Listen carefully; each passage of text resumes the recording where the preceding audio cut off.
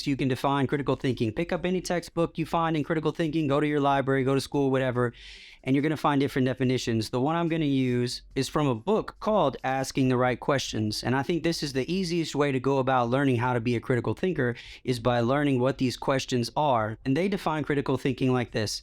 Critical thinking is an awareness of a set of interrelated critical questions plus the ability, desire, and willingness to ask and answer them at the appropriate times.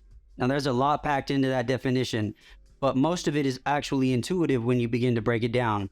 So critical thinking is first an awareness. It's an awareness of a set of questions. So I started this thing off by asking you, what was the issue? What was the issue at hand with Kaepernick? The first thing you want to ask when you encounter something important like this is, what is the issue? Be clear with it. What are some of the definitions? What are some of the concepts? What are the claims being made?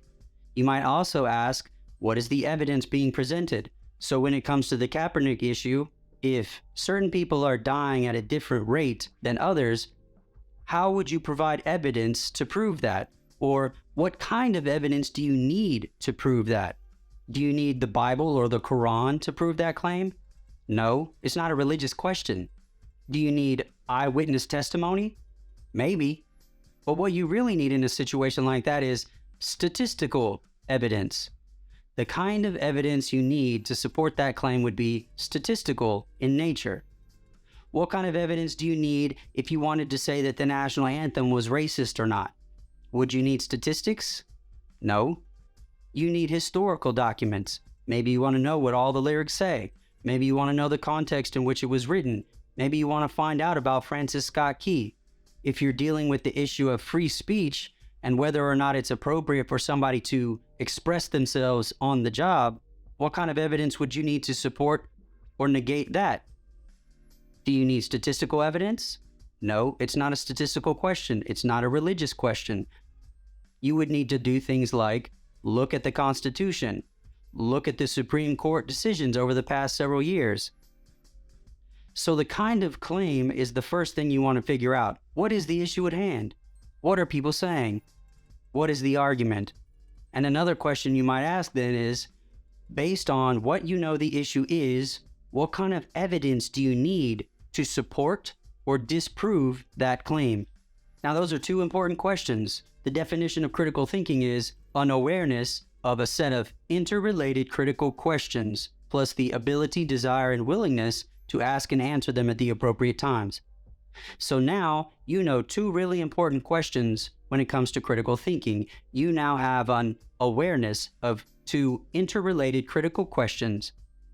Now the definition says an awareness of a set of interrelated critical questions plus the ability, desire, and willingness to ask and answer them at the appropriate times. Because here's the thing, I can teach you a bunch of questions that you ought to ask. I can teach you a bunch of definitions you need to know.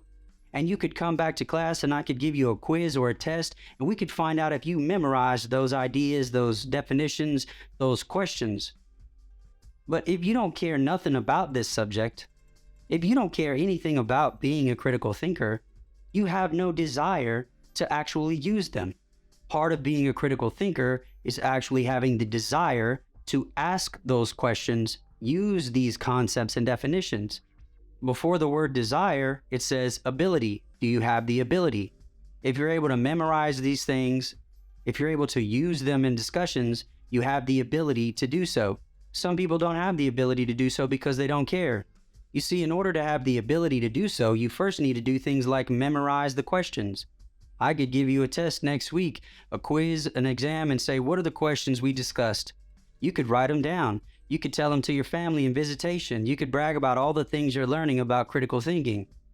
In that sense, you have the ability to be a critical thinker, but do you have the desire? Do you want to do it? You see, many of us will attend classes, we'll go to trainings, we'll learn all this stuff, but we don't really care about it. We're just taking it to get a certificate, get a license, get a degree, put something on our ITP so we can make parole earlier. We do things for all sorts of reasons that are not actually about the promotion of the content of the class.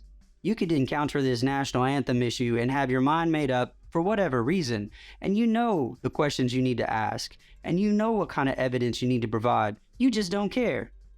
You don't want to spend the time to do it. The next thing would be the willingness to do it. Sometimes we can have the desire to do something, but not be willing to move forward with it.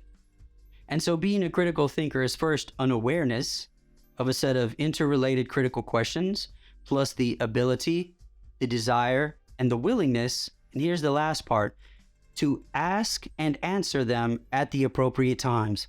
This last part has a lot to do with judgment, knowing when it's the right time to ask these questions and to try and seek answers for them. As we move through this discussion in critical thinking, all of these things will become clearer and clearer, but first you have to give it a chance.